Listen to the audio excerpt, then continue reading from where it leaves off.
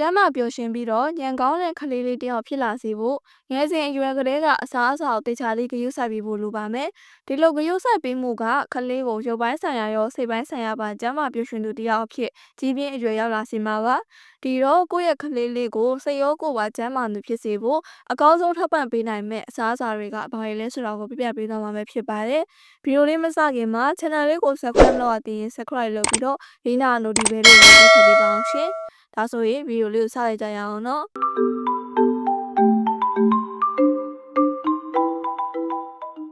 ပထမတစ်မျိုးကတော့နို့ပဲဖြစ်ပါတယ်။အရိုးတွေကိုတမစီနိုင်တဲ့ကယ်လ်ဆီယမ်နဲ့ဗီတာမင် D တို့ပါဝင်နေတယ်လို့ phosphorus ဗီတာမင် B12 ပိုတက်ဆီယမ်နဲ့ပရိုတင်းတွေလည်းပါဝင်ပါတယ်။ကလေးရဲ့ရုပ်ပိုင်းဆိုင်ရာကြီးထွားဖွံ့ဖြိုးဖို့အတွက်ရောဉာဏ်ရည်ညက်သွေးကောင်းမွန်စေဖို့အတွက်ပါအရေးပါပါတယ်။ဒါကြောင့်ကလေးကိုနေ့စဉ်နို့တိုက်ပေးသင့်ပါတယ်။တကယ်လို့ကလေးကနို့ကိုမကြိုက်ဘူးဆိုရင်တော့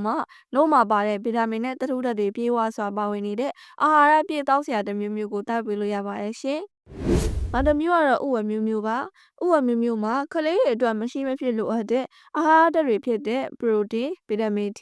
ဗီတာမင် B12 တန်ဓာတ်အပြင်ကလေးတွေရဲ့ခန္ဓာကိုယ်နဲ့အုံနောက်ဖွံ့ဖြိုးမှုအတွက်အရေးပါတဲ့ omega 3 fatty acid ပါဝင်နေပါတယ်နောက်ထပ်တစ်မျိုးကတော့ဆယ်မန်ငါးပဲဖြစ်ပါတယ်ခန္ဓာကိုယ်ကြီးထွားဖွံ့ဖြိုးဖို့အတွက်ရောဉာဏ်ရည်ထက်မြက်ဖို့အတွက်ပါအရေးပါတဲ့ omega 3 fatty acid အပြင်ကိုယ်ခံကောင်းစေနိုင်တဲ့ဗီတာမင် A နဲ့ဗီတာမင် D တို့လည်းပါဝင်နေပါတယ်ရှင်နောက်တစ်မျိုးကတော့ပဲအမျိုးမျိုးပါပဲအမျိုးမျိုးမှာပရိုတင်းကြွယ်ဝစွာပါဝင်နေတယ်လို့ကလေးတွေရဲ့ကြီးထွားဖွံ့ဖြိုးမှုအတွက်အရေးပါတဲ့အစာချေစနစ်ကျန်းမာရေးကိုအကောင်းဆုံးထောက်ပံ့ပေးနိုင်တဲ့အမြင်ဓာတ်တွေကြွယ်ဝစွာပါဝင်နေပါတယ်ကာဘိုဟိုက်ဒရိတ်နဲ့ဗီတာမင် B တို့ကြွယ်ဝစွာပါဝင်နေမှုကလည်းကလေးရဲ့ကြီးထွားဖွံ့ဖြိုးမှုအတွက်အကောင်းဆုံးထောက်ပံ့ပေးနိုင်ပါတယ်